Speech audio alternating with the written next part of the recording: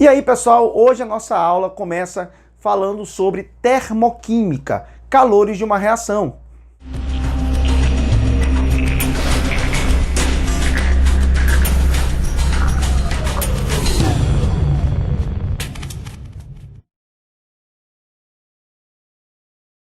Pessoal, antes de a gente começar a falar sobre termoquímica, a gente precisa primeiro entender a primeira lei da termodinâmica. Para isso, eu preciso também entender o que é o sistema e o que é a vizinhança. Caracterizar o que é um sistema aberto, o que é um sistema fechado e o que é um sistema isolado. Por exemplo, eu trouxe para você um copo com água, um recipiente contendo um líquido qualquer, poderia ser um refrigerante, uma garrafa térmica. Marlos, qual é a diferença básica desses três? Bom, pessoal, vamos lá. Nós consideramos que um sistema ele é considerado aberto quando eu tenho como ter trocas tanto de energia quanto de matéria entre o que nós chamamos de sistema e o que nós chamamos de vizinhança. Sistema é tudo aquilo que a gente utiliza para estudar. Por exemplo, essa canetinha poderia ser um sistema, já que eu estou estudando ela. Quando eu estou estudando um copo com água, o copo com água passa a ser considerado para a gente um sistema. Agora, se eu deixar esse copo com água aberto, com o passar do tempo, essa água vai evaporar. Então eu vou ter a perda de matéria. Consequentemente, nós dizemos que o copo com água, a água dentro desse copo, representaria para a gente um sistema aberto, porque haveria troca de matéria, essa água ia evaporar, eu ia perder massa no sistema. Quando eu pego, por exemplo, um vidro, um recipiente contendo um líquido qualquer, seja uma garrafa de refrigerante, seja uma água aí saborizada, uma água com gás, mas ela está completamente vedada, o que acontece? Você sabe que esse líquido que está aqui dentro não vai evaporar, não vai ter como sair daqui de dentro. Consequentemente, eu digo que esse sistema ele é fechado, porque o sistema fechado ele não troca matéria com a vizinhança. Então aqui seria a minha vizinhança e eu não tenho a perda dessa matéria. No entanto, se eu pegar esse líquido que eu acabei de tirar da geladeira, está bem gelado, se eu deixar ele fora da geladeira, o que vai acontecer? Ele vai esquentar, porque vai acabar havendo trocas de calor, de energia, no caso, como aqui o ambiente está mais quente, vai começar a fornecer calor para dentro desse líquido. Então esse líquido vai sofrer um aquecimento. Houve uma troca de calor com a vizinhança. Então o sistema pode ou receber ou perder calor para a vizinhança. Então ele é considerado sistema fechado porque não há troca de matéria, mas ele não é considerado sistema isolado porque há trocas de energia. Quando o sistema é isolado, e aí, gente, vamos parar aqui para notar uma coisa interessante. Nas questões de vestibulares, é muito comum se utilizar uma garrafa térmica para exemplificar o sistema isolado. Mas veja, um sistema isolado não pode haver troca nenhuma de energia. Então, consequentemente, se eu pego uma garrafa térmica e coloco um café aqui, e ele fosse um sistema completamente isolado, daqui a um ano, quando eu abrisse essa garrafa, o café deveria estar na mesma temperatura. E a gente sabe que isso não acontece. Ora, mas para efeito de vestibulares, pessoal, as garrafas térmicas, como a gente está falando de um sistema que se analisa em pouco tempo, em alguns minutos, a garrafa consegue manter a temperatura aí, vamos lá, por 2 horas, 3 horas. Então, nesse caso, para as questões de vestibulares, a gente vai considerar a garrafa térmica como sendo um sistema isolado. Gente, quando eu digo que o sistema é isolado, não precisa dizer que ele é fechado e isolado, apesar de que muitos autores sempre vão colocar a palavra fechado e isolado. Por quê? Porque se o sistema não troca energia, provavelmente ele não vai trocar matéria. No entanto, nós sabemos que algumas máquinas podem trocar matéria sem ter troca de energia. Então, por isso que os autores colocam o nome sistema fechado e isolado. Mas vocês vão encontrar em provas, ou ele é aberto, ou ele é fechado, ou ele é isolado. Então, um sistema chamado de isolado é um sistema que não troca nem matéria, ou seja, o café que está aqui dentro não vai sair para o meio externo, porque está devidamente tampado, e não troca energia. Consequentemente, isso aqui seria considerado um sistema fechado e isolado. Tá? Na prática, a gente sabe que não é perfeitamente isolado, mas a fim de vestibular, ele vai ser considerado um sistema isolado. Ora, Marlos, então nós dizemos que quando o sistema ele é isolado, nós chamamos esse sistema de adiabático. Por que adiabático? Porque não há trocas de calor com o meio externo. E é bem aqui que entra a questão da primeira lei da termodinâmica. Porque quando nós dizemos que um sistema, todo sistema, ele é formado por matéria, e a matéria é formada por átomos. E esses átomos estão em constante movimento. Seja um movimento de translação, quando ele gira em torno de um eixo, seja quando ele fala de rotação, quando ele gira em torno do seu próprio eixo, né, e não em torno de um ponto central, ou a própria vibração, quando as moléculas começam a fazer um vai e vem na própria ligação, se afasta um átomo de outro e se aproxima dentro da ligação química. Esses movimentos, seja de translação, seja de rotação, seja de vibração, confere ao sistema uma energia chamada de energia térmica. Enquanto as ligações, as atrações entre os átomos, conferem uma energia chamada de energia química. A soma dessa energia térmica com essa energia química vai formar uma energia que nós chamamos de energia interna, que seria a energia que está dentro do sistema, tá, pessoal? Então, consequentemente, se todo sistema tem uma energia, e não dá para se mensurar essa energia, porque, infelizmente, não dá para a gente prever quando que uma molécula começa a se movimentar ou não. Infelizmente, existem alguns percalços aí que impedem que a gente consiga definir realmente quanto de energia interna tem no sistema, mas a gente pode calcular a variação, quanto que o sistema troca de energia com a vizinhança. Então, quer dizer que a energia interna ela pode ser aumentada ou diminuída dentro de um sistema. E como isso vai ocorrer? É aí que entra agora a parte mais interessante.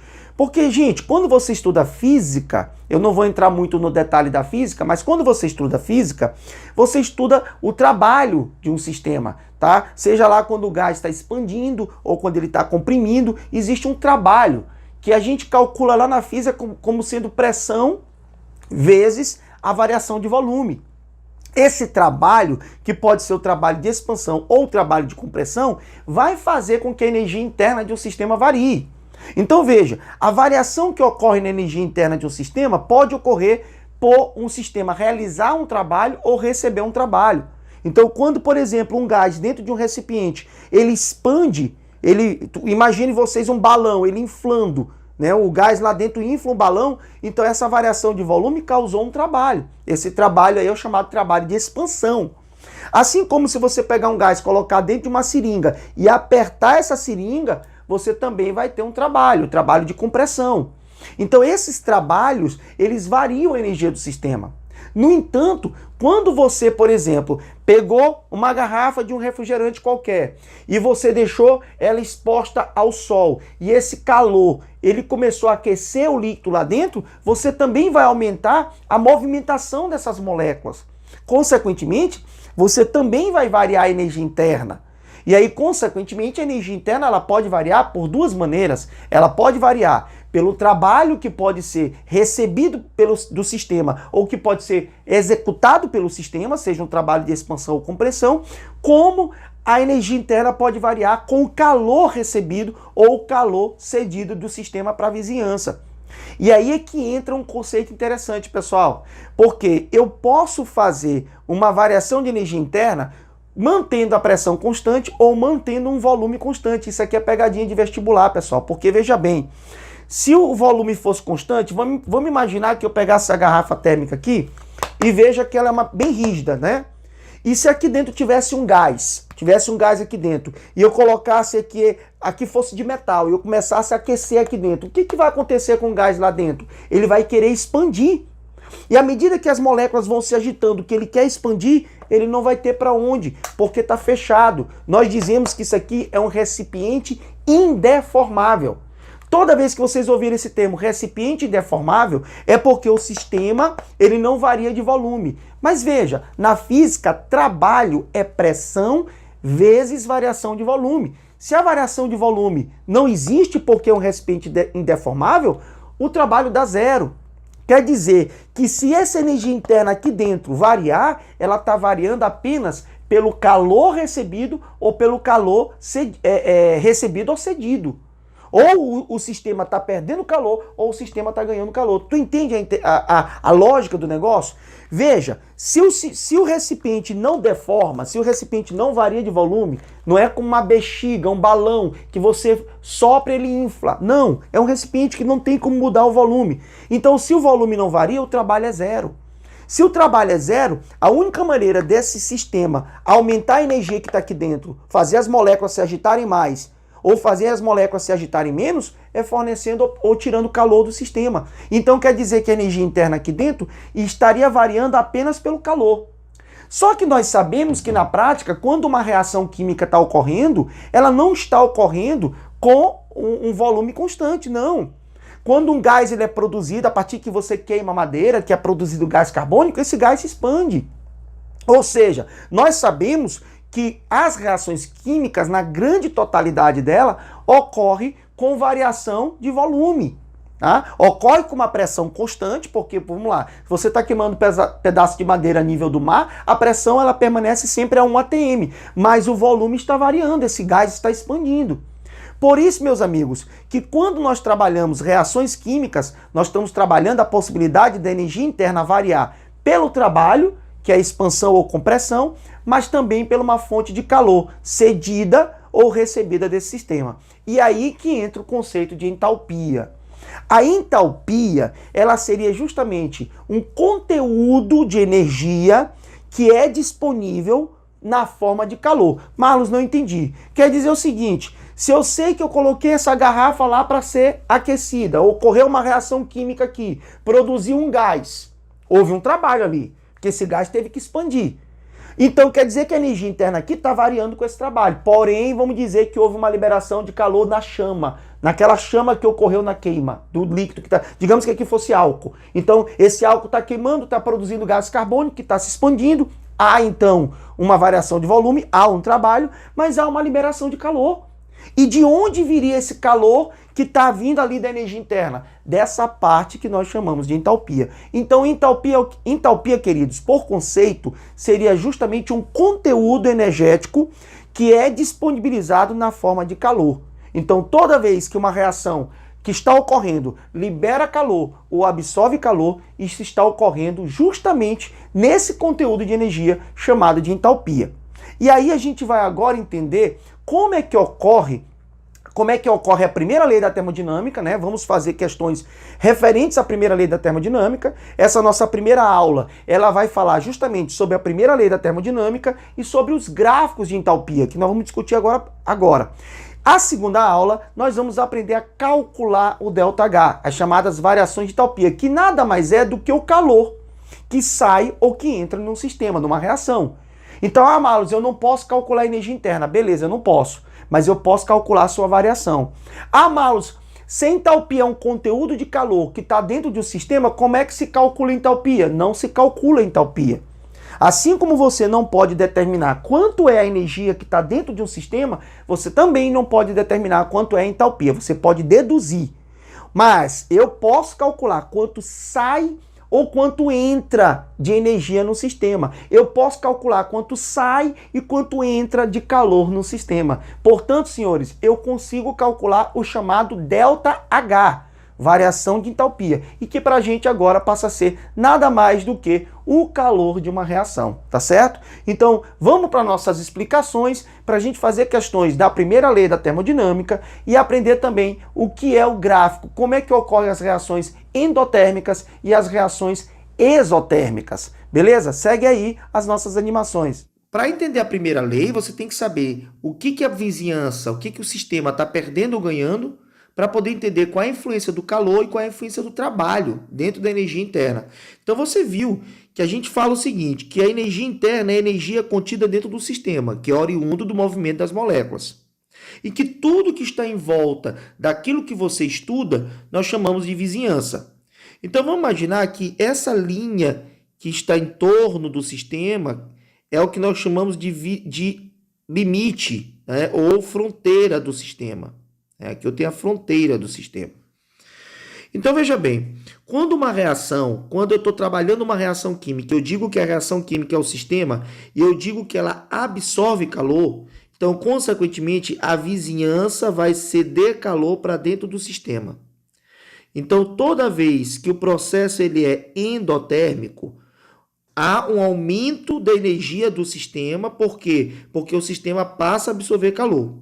Consequentemente, o calor absorvido, que tem um sinal positivo, ele coincide com o aumento da energia do sistema. Então, nós dizemos que há uma variação da energia interna, já que a energia interna é representada pela letra U, né? Energia interna. Então, a energia interna vai aumentar à medida que você ganha calor. Por quê? Porque a absorção de calor aumenta a energia do sistema devido ao aumento da entalpia que faz parte do sistema. É um conteúdo calorífico. Então, quando eu tenho um processo endotérmico, a variação de energia interna também será positiva. Eu também vou ter um aumento da energia do sistema. Agora, bem aqui, pessoal, tem uma coisa interessantíssima que é a questão de prova. Toda vez que o processo é endotérmico, ou seja, que você absorve calor, o que está acontecendo? A vizinhança está perdendo esse calor. Então, é muito natural que a temperatura que você vai medir aqui fora na vizinhança, ela diminua. Isso aqui gera muita confusão. Por exemplo, quando você coloca um pouco de álcool nas suas mãos, você sente quente ou sente frio? Ora, você sente frio. Por quê? Porque suas mãos estão perdendo calor para o álcool. Mas o processo para que o álcool absorva o calor das suas mãos e vire vapor, o processo de evaporação do álcool, é um processo endotérmico. Então veja, olha onde gera a confusão. Quando os processos são endotérmicos, toda vez que o teu processo for endotérmico, ou seja, que há uma absorção de calor do sistema, a tua vizinhança vai perder calor e, portanto, vai haver um resfriamento. Vai haver um resfriamento. Então, veja bem, quando você sente que está ficando frio, é porque, na realidade, o sistema está absorvendo calor. Então, você pensa sempre da forma contrária. Marlos, não entendi. Então, por exemplo, se o sistema perde calor para a vizinhança, se eu tenho uma reação liberando calor, então, consequentemente, o processo é chamado de exotérmico, tudo bem? Se o processo for exotérmico e o sistema está perdendo calor para a vizinhança, o que acontece com a vizinhança? Ela está absorvendo calor. Consequentemente, o que vai acontecer com a temperatura da vizinhança? Ela aumenta. Certo? É só você imaginar que você está dentro de uma sala fechada e você vai lá e coloca uma fogueira dentro dessa sala. Você vai sentir calor ou frio? Você vai sentir calor, porque apesar da reação ser exotérmica, apesar do sistema estar perdendo esse calor, certo? Mas a temperatura da vizinhança vai aumentar. Por que isso acontece? Porque à medida que você perde calor, ou seja, o ΔH é negativo, há também uma diminuição da energia interna. Então, a variação da energia interna também vai ser negativa. Consequentemente, nós dizemos que todo processo exotérmico é um processo que diminui a energia do sistema por diminuir a entalpia do sistema. Consequentemente, ele é um processo que libera calor, fazendo com que a vizinhança aumente a sua temperatura. Então, vizinhança ficou mais fria, o processo é endotérmico. Vizinhança ficou mais quente, o processo é exotérmico. Então, pessoal, você percebeu que quando eu ganho calor, que o processo é endotérmico, há um aumento da energia do sistema, porque aumenta a entalpia. E quando eu perco calor, há uma diminuição da energia do sistema, porque há uma diminuição da entalpia. Então, você viu que o sinal da variação de energia interna, do ΔU, coincide com o sinal de ΔH, do calor. Então, quer dizer que se aumentar a quantidade de calor do sistema, aumentou a energia interna. Se diminuir a quantidade de calor do sistema, diminui a energia interna. Mas com o trabalho isso é um pouquinho diferente. Por quê? Porque vamos lá. A gente sabe lá da física que o trabalho pode ser calculado como sendo a pressão vezes a variação de volume. Certo? O trabalho pode ser calculado dessa forma. Então vamos imaginar que eu tenha um êmbolo, né, aqui como se fosse uma seringa, um êmbolo provido aqui de um pistão. E esse pistão ele move sem atrito, né? A gente não vai pensar aqui nas forças de atrito, e aqui tem um gás dentro desse êmbolo. Certo? Então vamos imaginar que aqui eu coloque um peso, onde esse peso vai gerar uma pressão constante. E na medida que eu vá fazendo com que essa pressão empurre o êmbolo para baixo, então esse êmbolo vai comprimir esse gás. Esse gás vai estar comprimido. Ora, então nós chamamos isso de compressão. Eu estou tendo uma compressão do sistema. Mas veja, não é o gás que está fazendo com que esse êmbolo desça. Quem está fazendo com que o êmbolo desça é uma ação externa. Então quer dizer que eu estou recebendo uma energia da vizinhança. A vizinhança está aplicando uma energia, está realizando um trabalho sobre mim. Tá? Então nós dizemos que esse trabalho, ele é um trabalho resistente. É um trabalho resistente.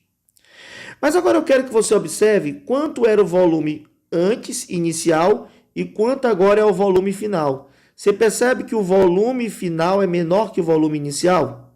Consequentemente, na hora que eu fizer variação de volume, já que variação de volume é o volume final menos o volume inicial, o que você vai concluir? Que se o volume final é menor que o inicial, na hora que eu fizer a variação, o sinal vai dar negativo.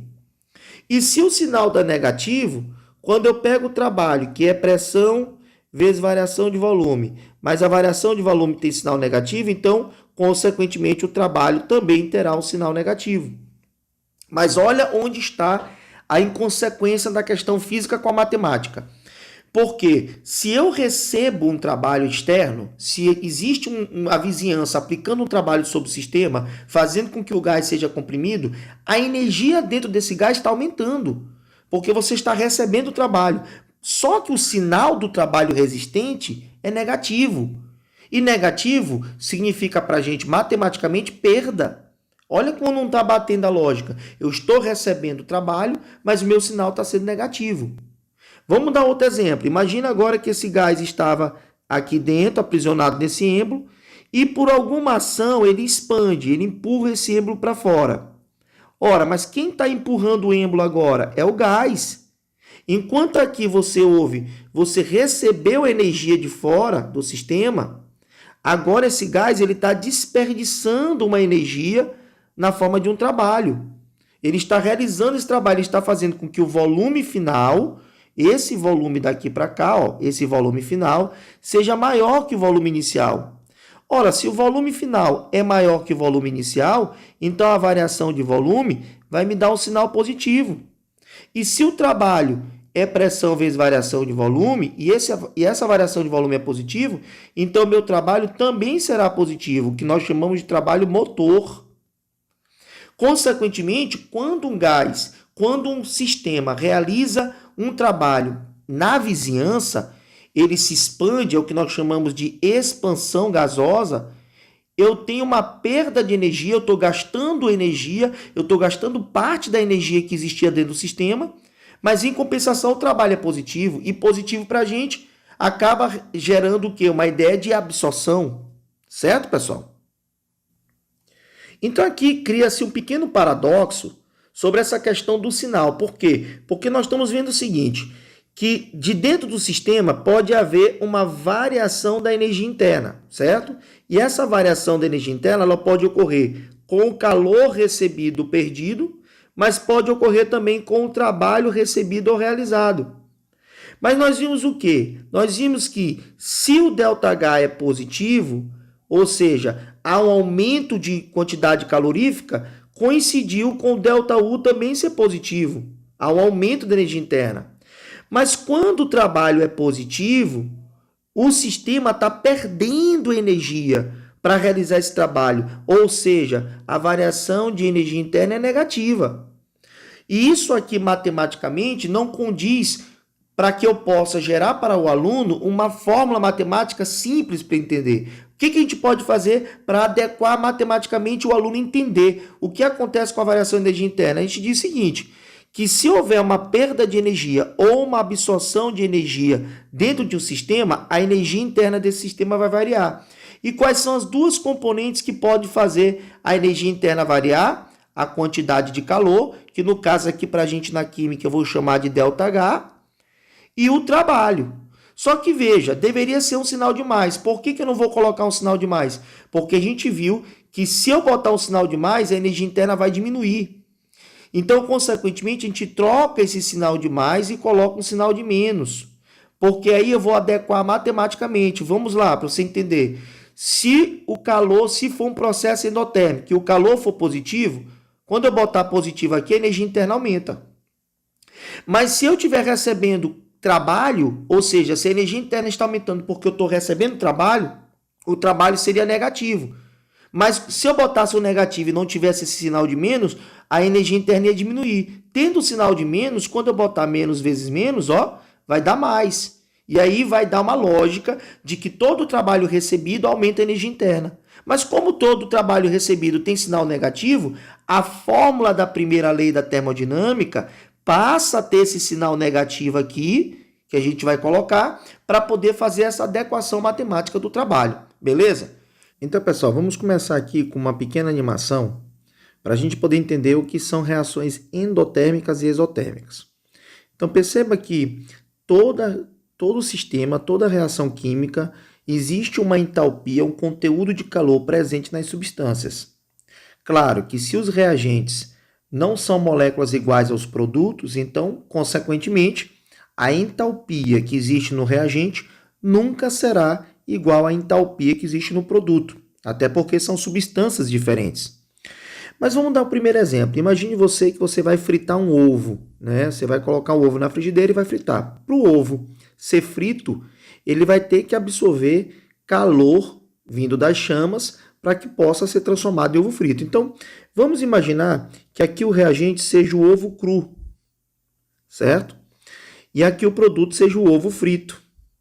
Então, perceba que no momento que o ovo está fritando, ele está absorvendo calor. Se nesse gráfico nós representarmos aqui como sendo entalpia, e aqui vamos botar o tempo, né? O tempo que passa em minutos.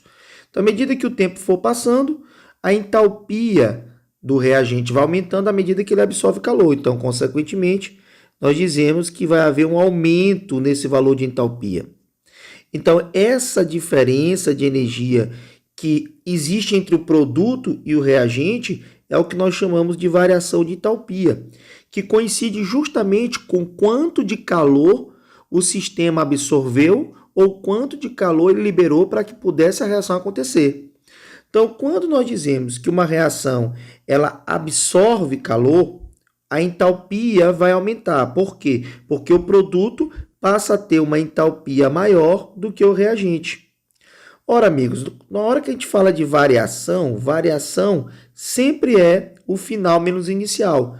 No caso, então, a variação de entalpia seria a entalpia do produto menos a entalpia do reagente.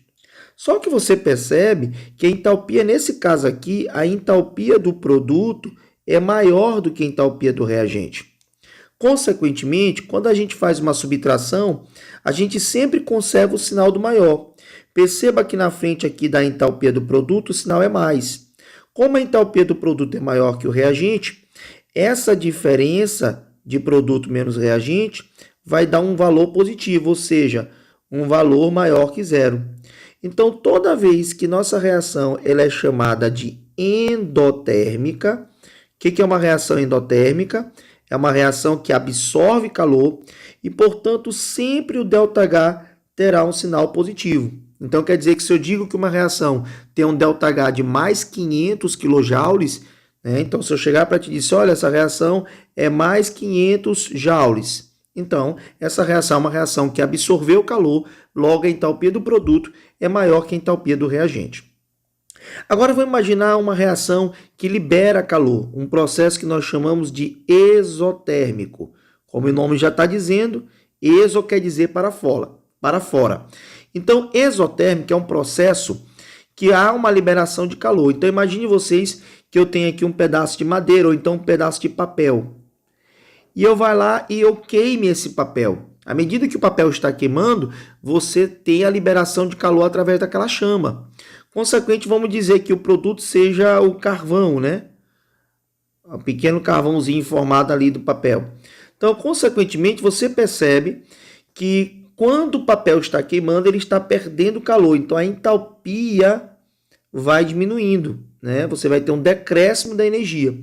Quando todo o papel for queimado, que virar o produto carvão, mais gás, mais água, você vai ter uma perda de energia, uma diminuição, um decréscimo da energia do sistema, e você percebe então que a entalpia do produto agora é menor que a entalpia do reagente.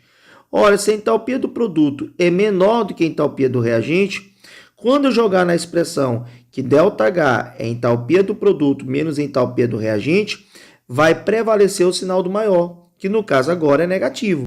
Consequentemente, o ΔH passaria a ter um sinal negativo, ou seja, um valor menor que zero.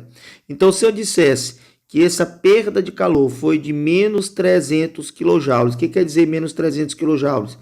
Quer dizer que para esse reagente virar produto, houve uma liberação de 300 kJ. Então, todo processo endotérmico terá um ΔH com sinal positivo e todo processo exotérmico terá um ΔH com sinal negativo. Então, pessoal, vamos agora responder algumas questões aqui sobre energia interna para que a gente possa compreender o conceito da nossa aula inicial de termoquímica. Então, vamos lá. Analise os sistemas abaixo. Nós temos um café e uma garrafa térmica, gasolina queimando em um motor de automóvel, mercúrio e um termômetro. Ele quer que você considere se o sistema ele é isolado, fechado ou aberto. Pessoal, como eu falei para vocês na aula, apesar da garrafa térmica não ser um sistema perfeitamente isolado, mas a curto prazo é, certo? Então, para as provas de vestibulares, o que interessa é que você está trabalhando a um curto prazo. Nós não estamos trabalhando no dia inteiro. É naquele momento que eu estou analisando a garrafa térmica, como ela possui, né? Se você pegar a garrafa térmica, ela possui uma vedação para que não possa sair o café por evaporação. O café que está aqui dentro não sai por evaporação.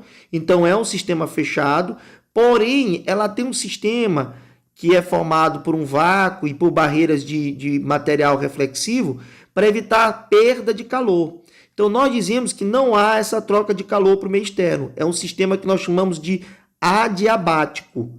O que é Marlos, o que é um sistema adiabático? Pessoal, um sistema adiabático é um sistema que não troca calor com o meio externo. Tá? Adiabático. Ele não troca calor com o meio externo. Então, nós dizemos que a garrafa térmica, ela considera-se um sistema isolado. Por que isolado? Porque ela não permite a saída do café por evaporação, mas ela também não permite as trocas de calor com o meio externo. Tudo bem? Bom, continuando. Gasolina queimando em um motor de automóvel. Ora, se você parar para notar quando você está com o carro ligado, você sente o cheiro de combustível. Por quê? Porque não há uma vedação perfeita dentro do carro, do motor. À medida que esse combustível é queimado, é liberado gases pelo escapamento do carro, né? Existe a saída de monóxido de carbono, de dióxido de carbono.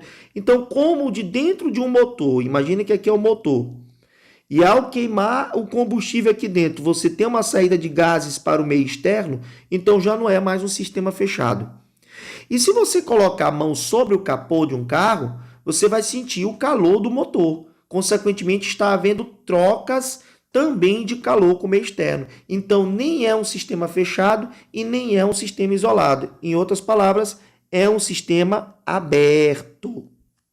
Beleza, pessoal? É um sistema aberto. Muito bem. Agora, onde ele diz assim, mercúrio em um termômetro. Pessoal, como é que funciona o termômetro? O termômetro funciona com um bulbo, onde contém aqui o elemento mercúrio. Nós sabemos que o mercúrio é um metal líquido, que quando ele é aquecido, ele se expande. E ao se expandir, ele vai subindo aqui, onde vai dar a aferição da temperatura. Veja, o mercúrio não sai de dentro do vidro, então é um sistema fechado. No entanto, para que esse mercúrio ele se expanda, ele absorve o calor do teu corpo. Então, há uma troca de calor entre o meio externo e o mercúrio, para que ele possa expandir.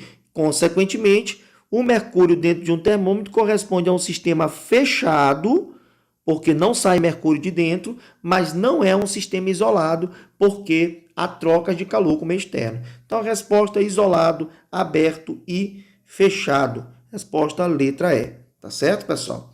Vamos para frente. A variação de entalpia de uma reação é a medida de quantidade de calor liberada por uma reação quando realizada a volume constante. Pessoal, isso aqui é extremamente importante, certo? E a gente discutiu muito rapidamente no início do vídeo, mas vamos comentar aqui rapidamente. Pessoal, quando você está trabalhando uma reação química no meio ambiente, aqui eu tenho um recipiente com uma reação química ocorrendo, a pressão que está aqui em cima, ela é constante. Então, você quando trabalha a nível do mar, você está trabalhando com uma pressão de 1 atm. Então, consequentemente, qualquer troca de calor que houver, seja uma reação endotérmica e seja uma reação exotérmica, ela está ocorrendo sob pressão constante. Por que não sobre volume constante? Porque se o volume for constante, como eu falei para vocês no vídeo, não há variação de volume, o trabalho é zero. E aí você não teria como distinguir o que era entalpia e o que era trabalho. Consequentemente, só se pode chamar o calor de uma reação de ΔH se esse calor da reação estiver ocorrendo a uma pressão constante. Então, ΔH, variação de entalpia, sempre será um calor à pressão constante, o que os professores de física chamam de QP, certo? Existe o QV, que é calor a volume constante, e existe o QP, que é calor a pressão constante. Entalpia, variação de entalpia, sempre é uma medida de calor quando a pressão se mantém constante, certo, pessoal? Podendo haver variação de volume. Então, ele perguntou quantos erros aqui. Eu consigo ver 2 erros. Olha, primeiro, que a variação de entalpia não é apenas o calor liberado. Pode ser o calor liberado, como pode ser o calor absorvido. E o segundo erro é ele dizer que o volume é constante, onde a gente sabe que para ser chamado de variação de entalpia tem que ser pressão constante. Então nós temos 2 erros. O primeiro erro, que não é apenas calor liberado, eu tenho reações que podem ser exotérmicas ou endotérmicas. E o segundo erro é que para ser variação de entalpia, a pressão tem que ser constante. Então são 2 erros, onde o correto é calor liberado ou absorvido, certo? E deve ocorrer a pressão constante. Resposta letra D de dado, certo, pessoal? Vamos para frente. Lembrando que esse material ele está disponível no link da descrição. E esse material, pessoal, vai servir tanto para essa parte 1 da aula, como vai servir para a parte 2, tá? Para a próxima aula. Bom, os conceitos de calor e temperatura são fundamentais no estudo da termoquímica. No entanto, há muita confusão sobre eles quando são usados na linguagem cotidiana. Os itens que se seguem procuram relacionar esses conceitos e suas aplicações. Isso aqui, pessoal, tem a ver com aquele lance lá que eu falei para vocês, que quando a reação perde calor, a vizinhança esquenta. Quando a reação ganha calor, a vizinhança esfria. E a gente acaba perdendo esse conceito quando está estudando. Vamos lá.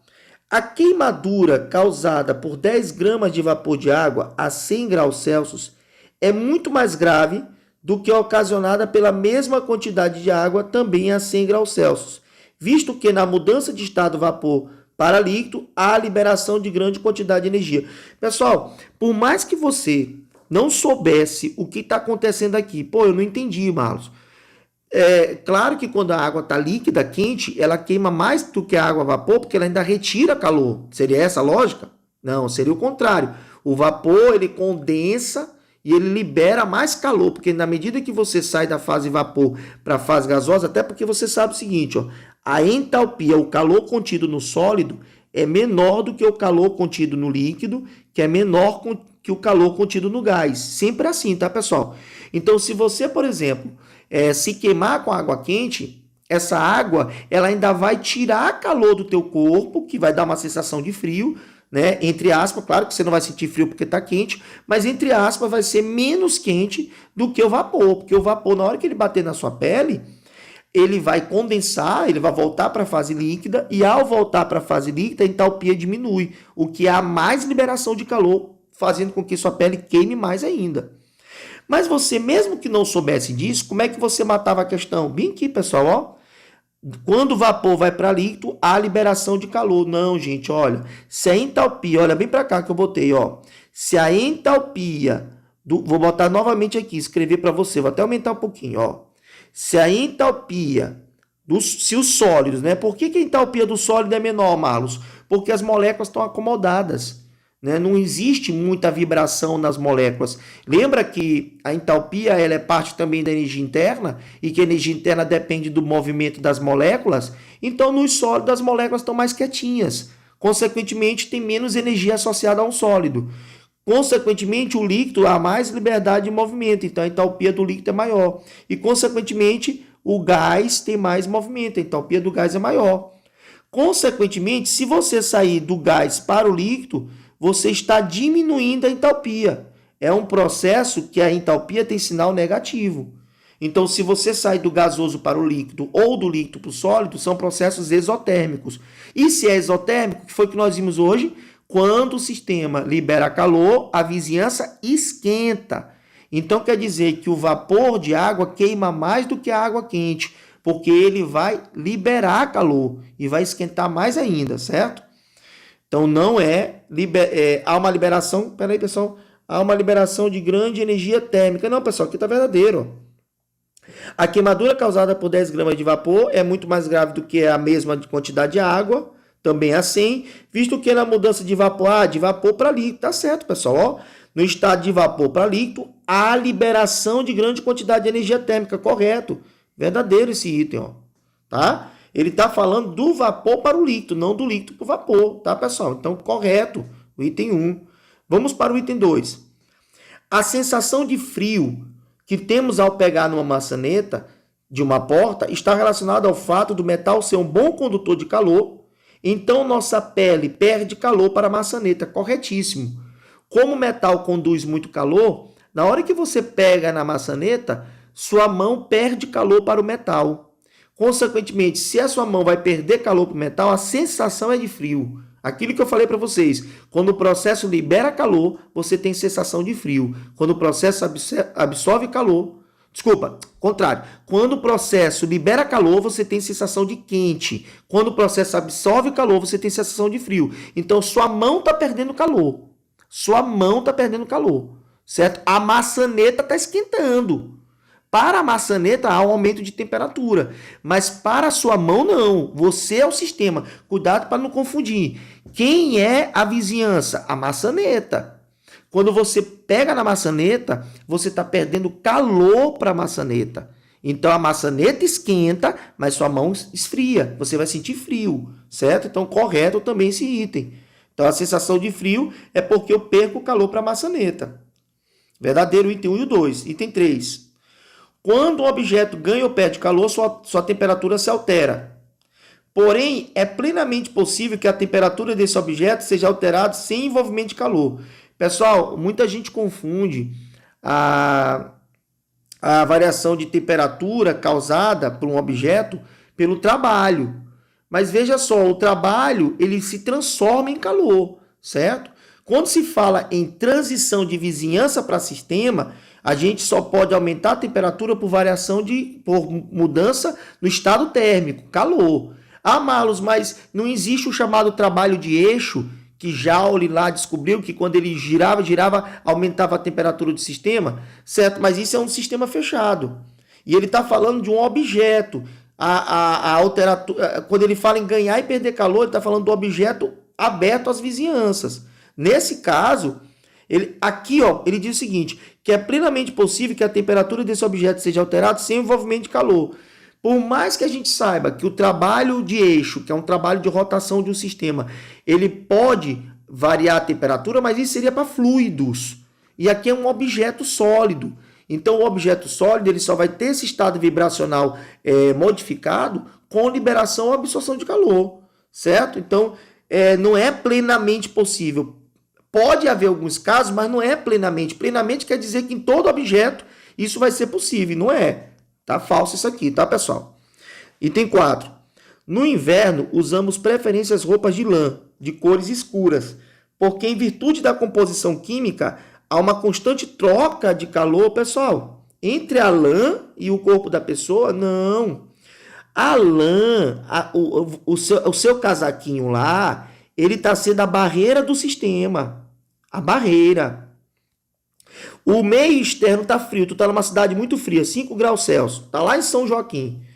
E aí dentro do seu corpo é 36 graus. Se não tivesse essa barreira, o que ia acontecer? Você ia perder calor até que sua temperatura se igualasse com o meio externo, que é 5. Então a lã, ela é um isolante. Ela evita que você perca calor para o meio externo. Não tem nada a ver de troca de calor com a lã e o corpo da pessoa. Então, resposta correta, letra A. Apenas 1 e 2. Certo, pessoal? Vamos para frente. Vamos para frente. Próxima página aqui, nós temos o quê? Agora sim, vamos falar sobre energia interna, tá, pessoal? Então, qual é a primeira lei da termodinâmica que nós aprendemos hoje? A primeira lei da termodinâmica diz o quê? Que a variação da energia interna é a quantidade de calor recebido menos o trabalho realizado, certo? Se for trabalho recebido, o sinal de menos do trabalho vai multiplicar por menos e aí vai dar mais. O que eu tenho que entender é se eu estou perdendo calor, ou se eu estou ganhando calor, ou se eu estou recebendo trabalho, ou se eu estou perdendo trabalho. Então vamos colocar esses dados para que a gente não se perca. Ele diz o seguinte, ele quer a variação de energia interna de um sistema para um processo na qual, olha o que ele está dizendo aqui, ó, absorve 140 joules. Pessoal, quando você absorve calor, é um processo endotérmico. Então, isso quer dizer que o teu ΔH tem que ter sinal o quê? Positivo, porque você está absorvendo calor. Então, você absorveu 140 joules, tudo bem? Agora, ele está dizendo que ele realiza trabalho. O que é realizar trabalho? O sistema é que está realizando o trabalho, então ele está perdendo energia. O trabalho realizado, ele é positivo. Ó, ele é positivo, trabalho realizado. Mas isso quer dizer que eu vou perder. Tanto é que eu sei que eu vou perder, que quando eu jogar aqui na fórmula o sinal de mais vezes menos, vai dar menos. Quer dizer que eu vou perder esses 85, certo? Então vamos ver. O ΔU vai ser quem, pessoal? O ΔH menos o trabalho. Então o ΔU vai ser mais 140 joules menos o trabalho, ó, o jogo de sinal, mais 85 joules. Certo? Mais 85 joules. Consequentemente, o ΔU vai dar mais, o sinal do maior conserva, aqui vai dar menos 85, então vai ser mais 55 joules. Então quer dizer que houve um aumento da energia interna do sistema.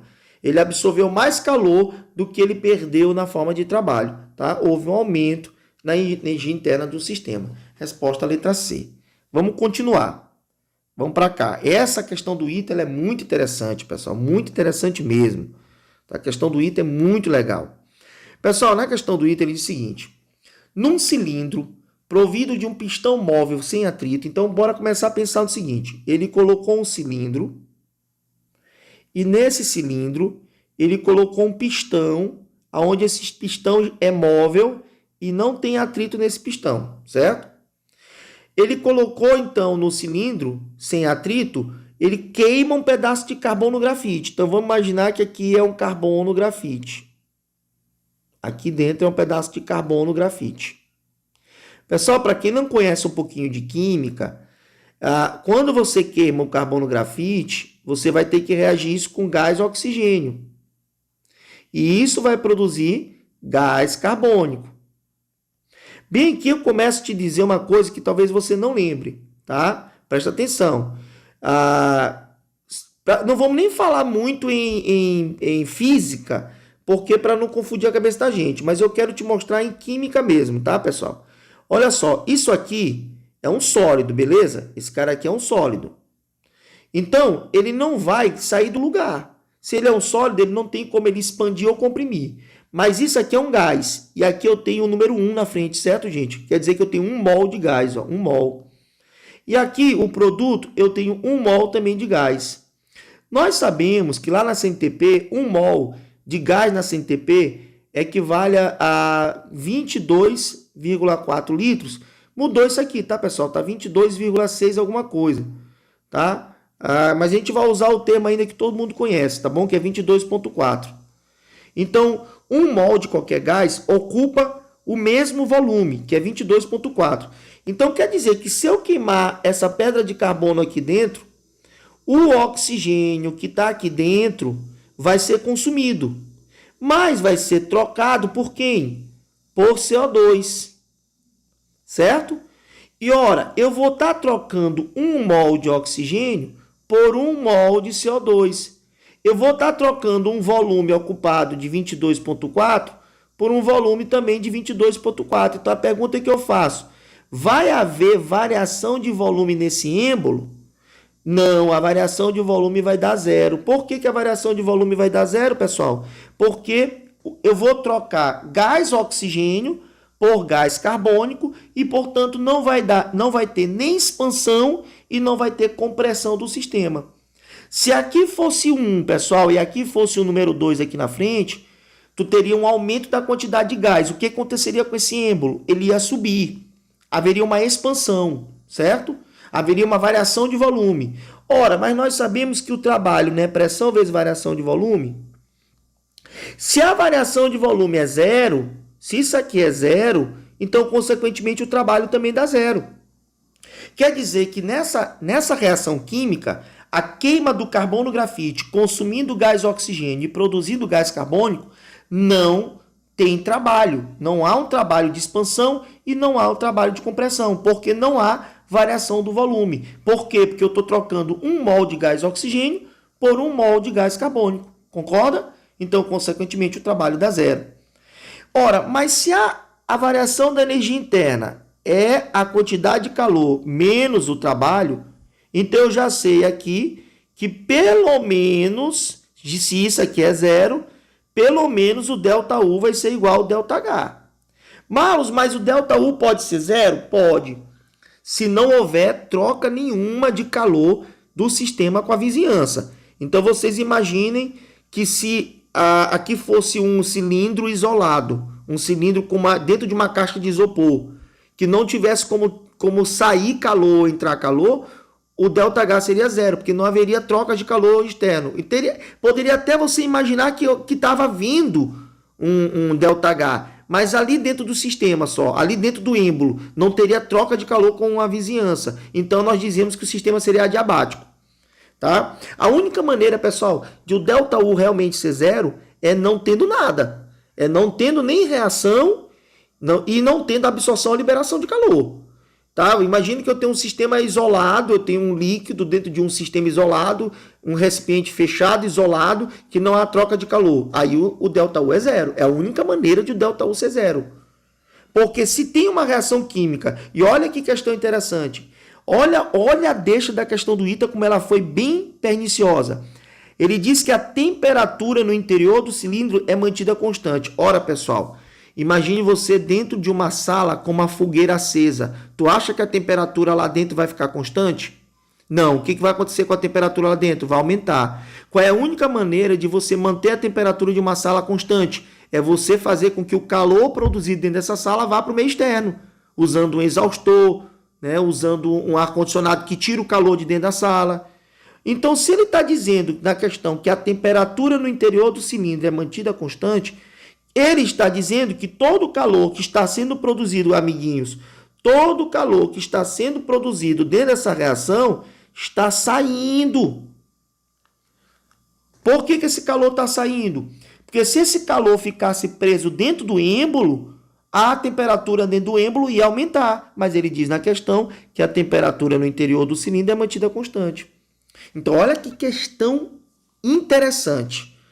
Já concluímos que o trabalho é zero, porque na queima do carbono no grafite, você consome quantidade de gás oxigênio igual à quantidade de gás carbônico que você produz. Você tira 1 mol do sistema de O2 e você produz 1 mol de CO2. Consequentemente, se é a mesma quantidade de gás, não há variação de volume. Se não há variação de volume, não há trabalho, porque o êmbolo nem vai subir e o êmbolo nem vai descer. Certo? A variação de energia interna, então, se não tem trabalho, passa a ser igual à própria variação de entalpia. Aonde existe essa variação de entalpia, porque tem uma reação química acontecendo, e toda reação química, ou ela é endotérmica, ou ela é exotérmica, não tem como uma reação química não ganhar ou não perder calor. E eu sei que esse calor está saindo, porque ele disse que a temperatura dentro do sistema manteve-se constante até o final do processo, certo?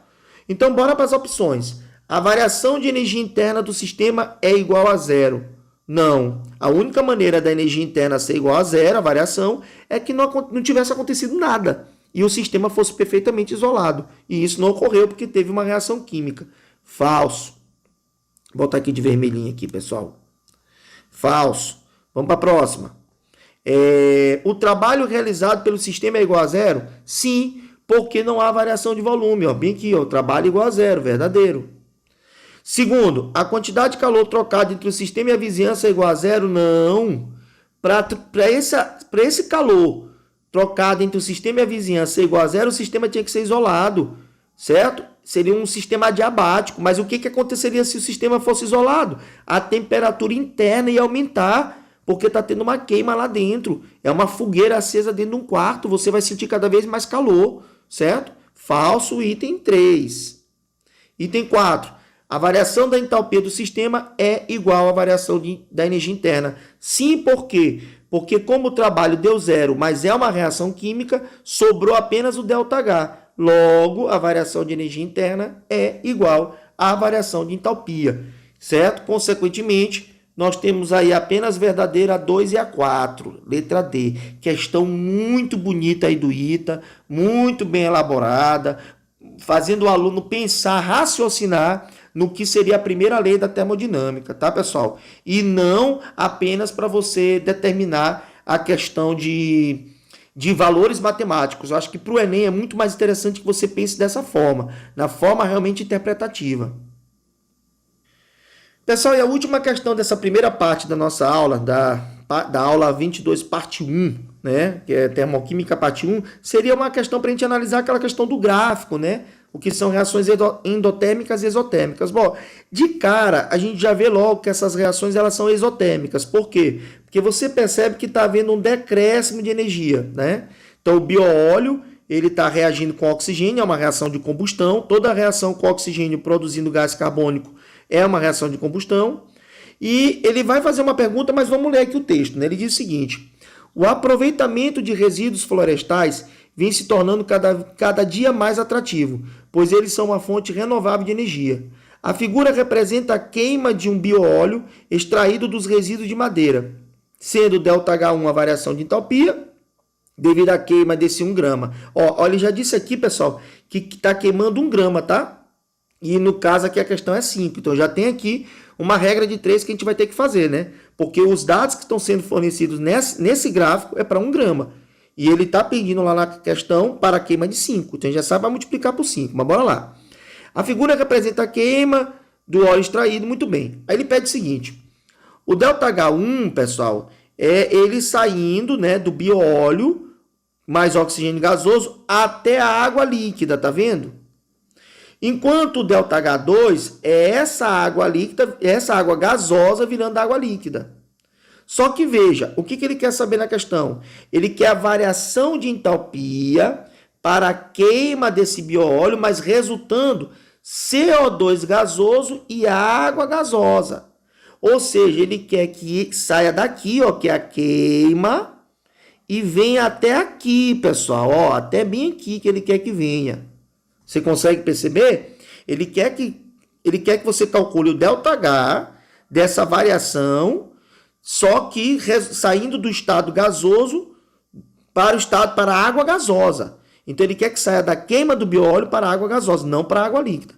Pessoal, essa aqui é uma questão que a gente vai ver mais na frente também, que pode ser calculada pelo processo chamado de lei de Hess. Mas aqui não precisa a gente pensar nisso, basta você usar um pouco de lógica.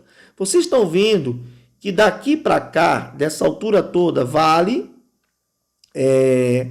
se bem que ele já deu... Ele tá dando bem aqui, ó, 18,8, né, pessoal? Ó, 18,8. Esquece o sinal, tá bom? O sinal menos e mais é só para dizer se você está perdendo ou se você está ganhando, tudo bem? Esquece o sinal. Daqui para cá é 18. E esse pedacinho bem aqui, daqui para cá, vale 2,4. Concorda?